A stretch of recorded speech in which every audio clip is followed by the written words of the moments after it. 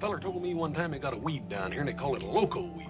When the horses and cows eat it, they get wilder and all get out. Dirk Blocker, just 14 years old, found his world shattered when his father passed away unexpectedly in 1972. For over 5 decades, he kept his emotions buried deep. But now, at 67, Dan Blocker's son is ready to speak out, and what he's revealing is nothing short of shocking. The Brooklyn Nine-Nine actor opens up about the untold truths of growing up under the intense glare of Bonanza's fame. From the relentless crowds of fans to the precious moments of childhood that slipped away, Dirk shares the family's raw, untold story. And there's one thing you won't expect: the real story behind his own acting career. Through his words, a side of Hoss Cartwright's quiet son emerges that fans never imagined. Dan Blocker, born on December 10, 1928, in DeKalb, Texas, didn't just make an entrance, he left an impression. At birth, he weighed a staggering 14 pounds, making an unforgettable mark in Bowie County's history. This massive newborn set a record, and his name would go down in local law, although it would be recorded incorrectly on his birth certificate months later. Instead of Bobby Dan Davis Blocker, the doctor mistakenly wrote Bobby Don. You can bet his mother, Mary, endured one of the most challenging births DeKalb had ever seen. And Dan's father, Shaq, could hardly have known that this giant baby would one day become a household name on American television. Years later, locals still remembered Dan's record-breaking birth. For decades, no one could top his 14-pound record. That is, until very recently. When Dan was 6, the Blocker family relocated to O'Donnell, a small farming town in West Texas. The move was driven by more than just a change of scenery, they were grieving. Just a year before, Dan's older sister, Virginia, had tragically passed away from pneumonia at just 11 years old. Dan, only 5 at the time, had lost a sibling, and the family would never be the same. But life, as it tends to, moved on. Shaq opened a small grocery store, and the family lived in the back of it. Dan's childhood, however, wasn't spent in the comfort of a home, it was spent playing behind a warehouse. By the 5th grade, Dan had already started bagging groceries and hauling heavy 40-pound cattle feed sacks for customers. O'Donnell was a town of just 3,000 people, with only 2 drugstores, 2 doctors, and 2 lumberyards. In that close-knit town, Dan was more than just the son of a shopkeeper, he was a force to be reckoned with. His enormous size made him unforgettable, but it was his relentless work ethic that earned him respect. Dan wasn't just tall, he was massive. By age 10, he was already 5 feet tall and weighed 105 pounds. By age 12, he had grown to 6 feet and 200 pounds. He wasn't just bigger than other kids, he was bigger than many of the grown men. Dan worked alongside them, lifting heavy grain sacks, hauling equipment, and helping with whatever needed doing. On Saturday nights, the town would even clear Main Street so Dan could spar with older boys. At 13, he was taking on guys in their 20s, and winning every time. There's even a legendary story that Dan once lifted a car off a man after it fell off a jack. Whether it's true or not, no one in town ever doubted he could do it. By high school, Dan had reached 6 feet 4 inches, weighed 275 pounds, and wore a size 14.5 shoe. His father used to joke that Dan was too big to ride, and too small to pull a wagon. In other words, he wasn't much use at all. But that size would soon make him an unforgettable star. Dan's journey to fame started in an unlikely place. At 12, his parents sent him to the Texas Military Institute in San Antonio, hoping the structure and discipline would shape him into something more than just a giant. TMI had once trained General Douglas MacArthur, and Dan thrived in this environment, learning toughness, focus, and determination, all of which would serve him well later. After his time at TMI, Dan moved on to Hardin-Simmons University in 1946, where he played football. With his imposing size, it was no surprise that he excelled in the sport. At just 18 years old, Dan was a powerhouse, fast, strong, and respected by his teammates. But the game of football wouldn't be the one that would change his life. That moment came when Dan transferred to Sul Ross State in 1947. There, he decided to lend a hand backstage in a school play. The production was arsenic and old lace, and they needed someone strong enough to carry the fake dead bodies. Dan volunteered, and as soon as he moved those props, something inside him clicked. It was the beginning of a completely new journey, one that would lead him to the world of acting. Dan switched his major from physical education to drama, and just like that, the football player became an actor. While still at Sul Ross, Dan continued playing football but fully immersed himself in theater. Between working odd jobs, performing in rodeos, and bouncing at bars, he did whatever it took to fund his education. On stage, Dan found a purpose. His size was perfect for physical roles, but what surprised everyone was his incredible gentleness and expressiveness. His teachers were in awe, and his classmates cheered him on. In 1950, Dan Blocker graduated with a degree in speech and drama, but the path ahead wasn't what anyone expected. Most people assumed he would follow the sports route, but Dan had a different vision.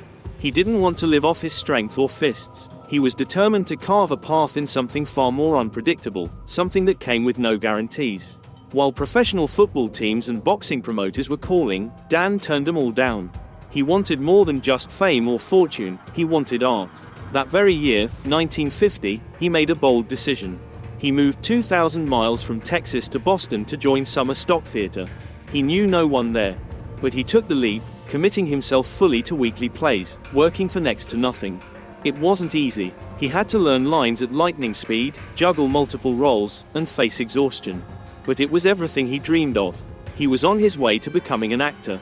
Or so he thought. Just months after settling in Boston, life threw Dan an unexpected curveball. In November 1950, the United States Army called him up as the Korean War intensified.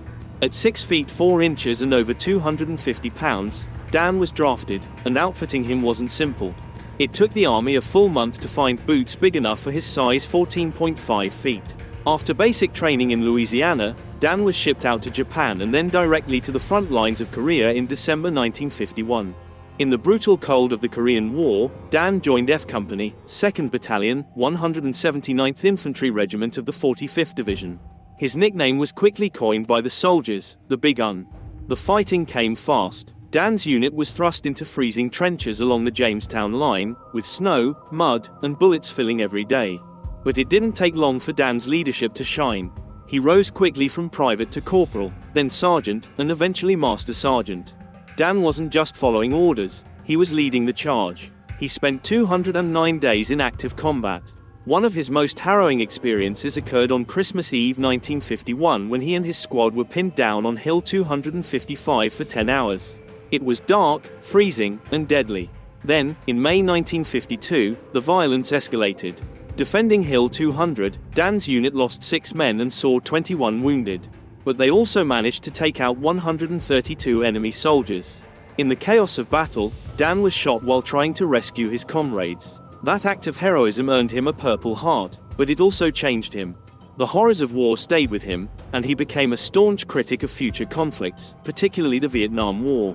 He couldn't bear the thought of innocent lives lost. Despite the brutality of war, something else became clear. Dan could lead under pressure. He guided his men through ambushes, carried the wounded to safety, and faced danger head-on. His enormous frame made him a target, but he never flinched. When his unit rotated out in July 1952, Dan had already earned a long list of military honors, including the Combat Infantryman Badge, the Korean Service Medal with 2 campaign stars, and the Korean Presidential Unit Citation. But even with all his achievements, Dan's next chapter was waiting for him. On September 24, 1952, his military service ended, and just 2 days later, he married Dolphia Lee Parker, the woman he had written to during the war. They had a small ceremony in Carlsbad, New Mexico. The same week, Dan returned to school at Sul Ross State Teachers College, picking up where he left off to finish his master's degree in drama. But acting had to wait. Bills needed to be paid, so he started teaching high school English and drama in Sonora, Texas. His students remember how his deep voice echoed through the halls, especially when he read Shakespeare. After a year in Sonora, Dan moved to Carlsbad, New Mexico, where he took a job as a 6th grade teacher and coach at Eddy Elementary School. Even as he taught, Dan never stopped pursuing his true passion, acting. His classroom became his stage, and his love for drama never wavered. But life had yet another twist in store for him. In an unexpected turn of events, Dan's Hollywood dreams were sparked during a family vacation. While visiting Hollywood on summer break, Dan wasn't looking for a job. It was just a holiday. But while making a call at a phone booth, wearing full cowboy gear, boots, a flashy shirt, and a huge straw hat, fate intervened. A talent agent spotted him. With his towering 6'4" frame and rugged look, Dan was the perfect fit for Hollywood's booming Western scene. The agent didn't need to hear his lines or see a script. He simply knew Dan Blocker was made for television.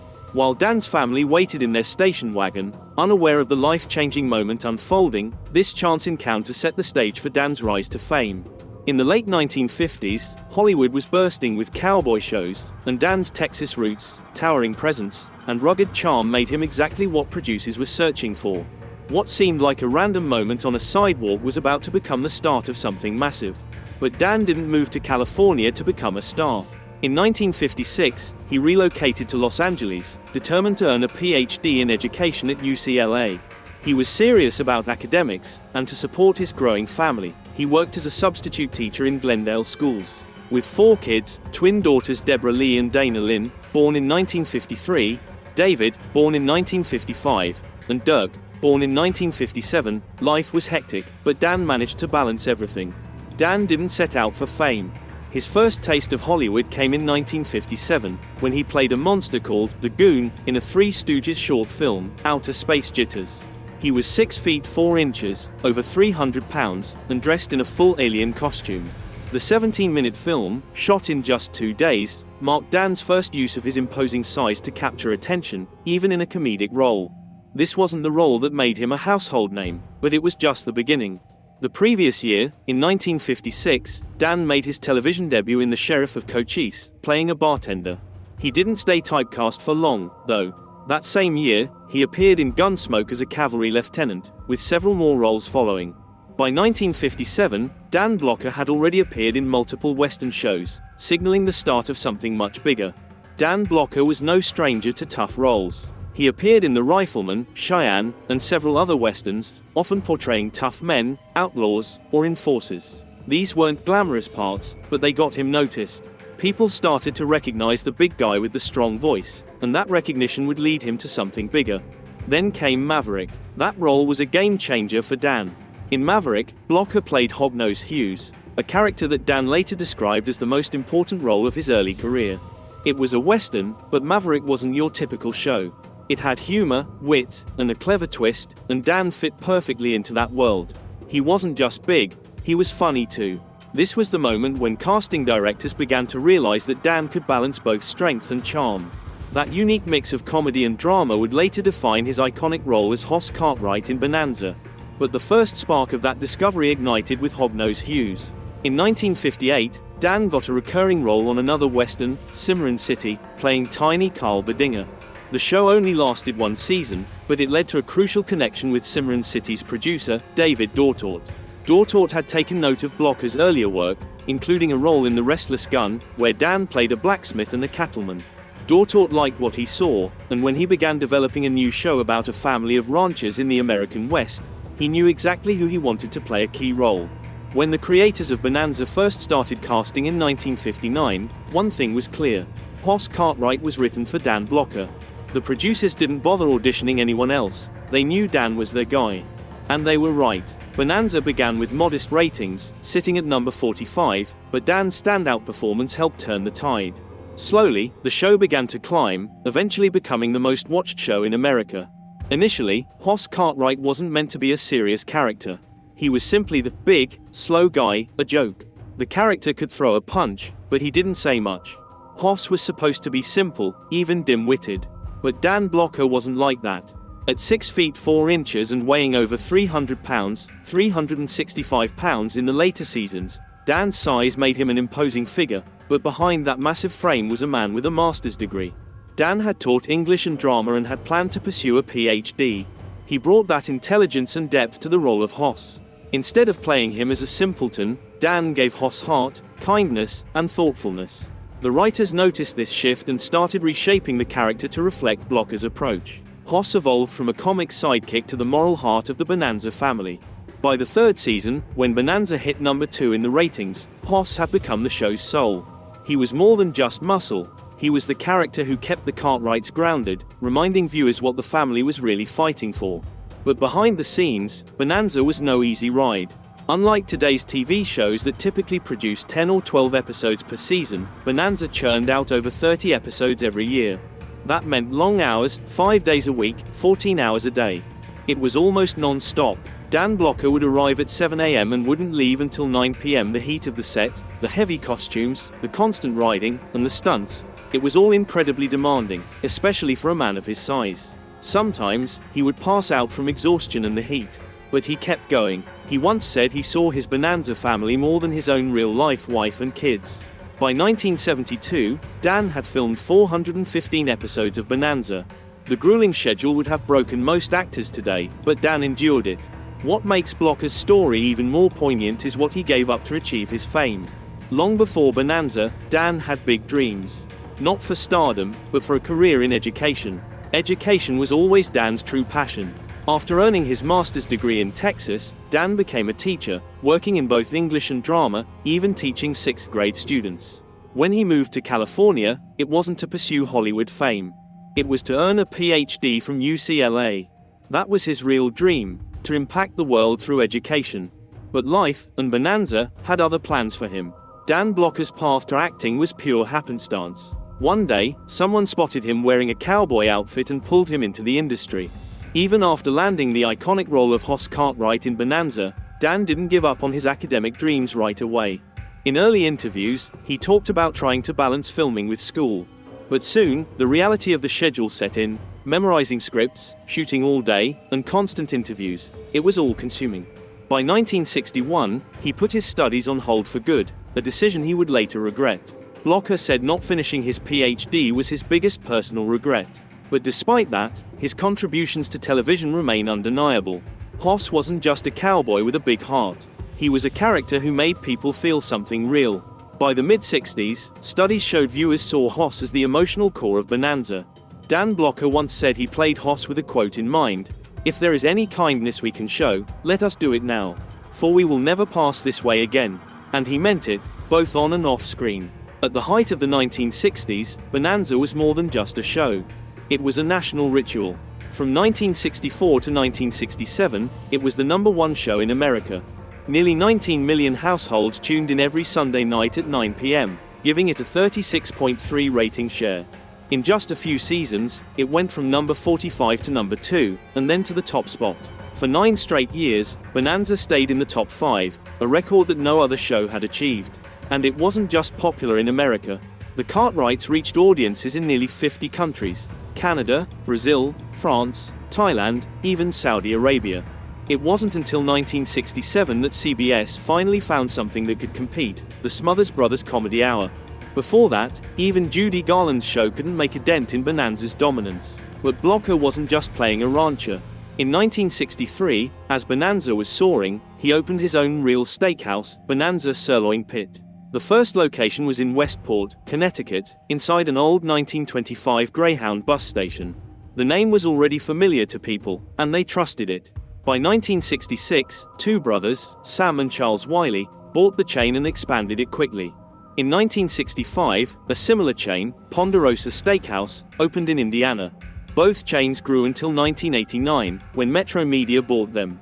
By then, there were around 600 Bonanza locations. The two chains merged in 1997 but remained under separate names. By 2019, only about 75 locations remained, but Dan had turned his TV fame into a thriving business that people could visit, sit down, and enjoy. Dan's movie career also moved forward. In 1963, he starred alongside Frank Sinatra in Come Blow Your Horn, a Neil Simon comedy that made $12.7 million and was one of the top movies of the year. In 1968, he reunited with Sinatra for Lady in Cement, a crime thriller where Dan played Rudy Kosterman, a dangerous businessman. It was gritty, jazzy, and captured the 1960s Miami vibe. Off-screen, Dan Blocker's life was marked by quiet struggles. During Bonanza's peak, his children trained in karate with Chuck Norris, alongside Michael Landon's kids, and the cast became like family. Dan married Dolphia Parker in 1952, and they remained together until his death in 1972. Their son, David, became an Emmy-winning producer, and Dirk pursued acting.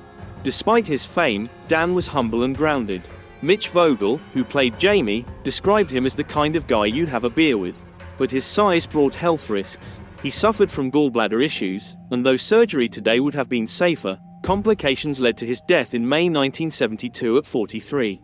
His passing shocked the world, and Bonanza saw a sharp ratings drop, ultimately ending in 1973. Dan's legacy lives on in O'Donnell, Texas, where a bronze bust and a museum dedicated to his life honor the gentle giant. Dirk, just 14 when he lost his father, followed in his footsteps and began acting in 1974. He found his big break at 56, joining Brooklyn Nine-Nine as Detective Hitchcock. Now 66, Dirk reflects on how growing up under his father's fame shaped his journey. He avoided the spotlight but always felt his father's shadow, carrying both pride and pressure. Dirk learned from Dan's humility and integrity, values that guide him in his own career.